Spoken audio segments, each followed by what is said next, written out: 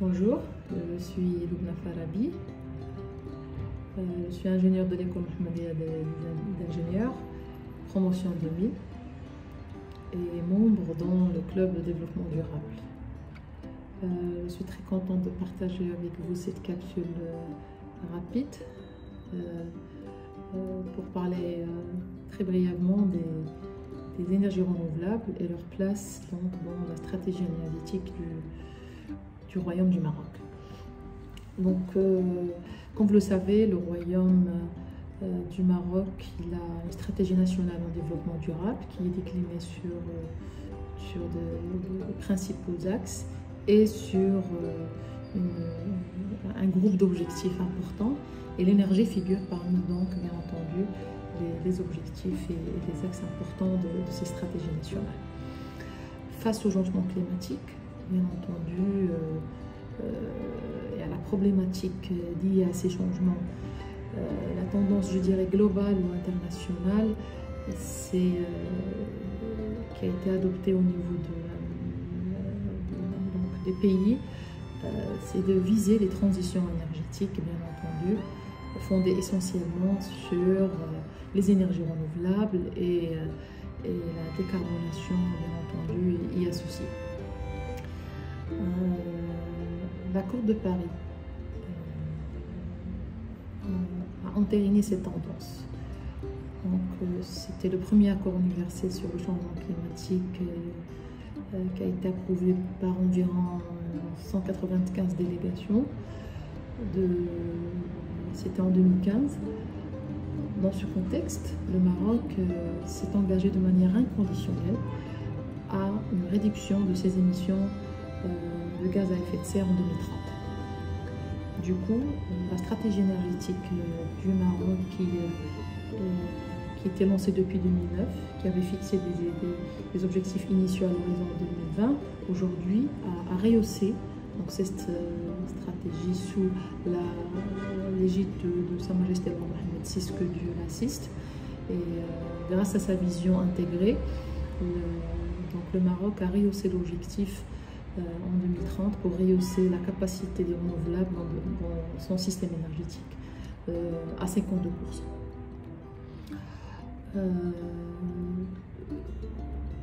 Aujourd'hui, comme vous le savez, le Maroc se distingue de manière exceptionnelle au niveau régional et même international par le résultat de son travail, de ses réflexions.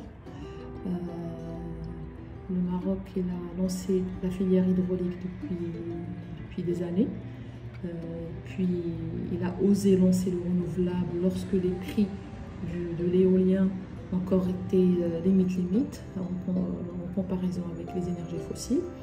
Mais alhamdoulilah, grâce à cette vision et grâce aux compétences nationales marocaines, grâce à la confiance des investisseurs étrangers, les banques, les institutions de financement également, notre royaume donc s'est distingué par son positionnement dans le podium des grands professionnels et des pays leaders dans la matière. Aujourd'hui, on le dit parce que c'est du concret. On ne raconte pas des histoires. On a une capacité installée renouvelable importante, ramenée à la taille de notre système électrique national, diversifié entre hydraulique et éolien solaire. On a les dernières technologies qui sont installées en termes d'équipement. Et puis on a bien entendu des résultances de coûts, je dirais records au niveau même international. Et ça, c'est le résultat bien entendu de plusieurs composantes, qu'elles soient point de vue stratégique, qu'elles soient point de vue la participation du secteur privé, secteur public, que ce soit de la compétence, bien entendu, de l'ingénierie nationale marocaine. Juste à titre de votre information, si on laisse l'hydraulique un peu à part, si on parle juste éolien et solaire, et depuis le lancement de la stratégie en 2009, On était à 0,3 gigawatts installés de renouvelables dans le mix énergétique. Et là, jusqu'à cette année, on est quasiment au-delà de 3 gigawatts. Donc, c'est 10-11 fois la capacité au bout de 12 ans. Et ce qui a donné du Maroc donc d'être un exemple au niveau régional et international. Cela se traduit également par, comme j'ai dit tout à l'heure, une transition énergétique, mais également d'une baisse de la facture énergétique du royaume en termes d'importation et de la dépendance énergétique. Ceci étant, le Maroc travaille encore donc pour atteindre son nouveau objectif fixé à l'horizon 2030, à encore donc booster le développement des renouvelables à travers des portefeuilles de projets très intéressants qui vont être portés autant par le secteur public, autant par le secteur privé.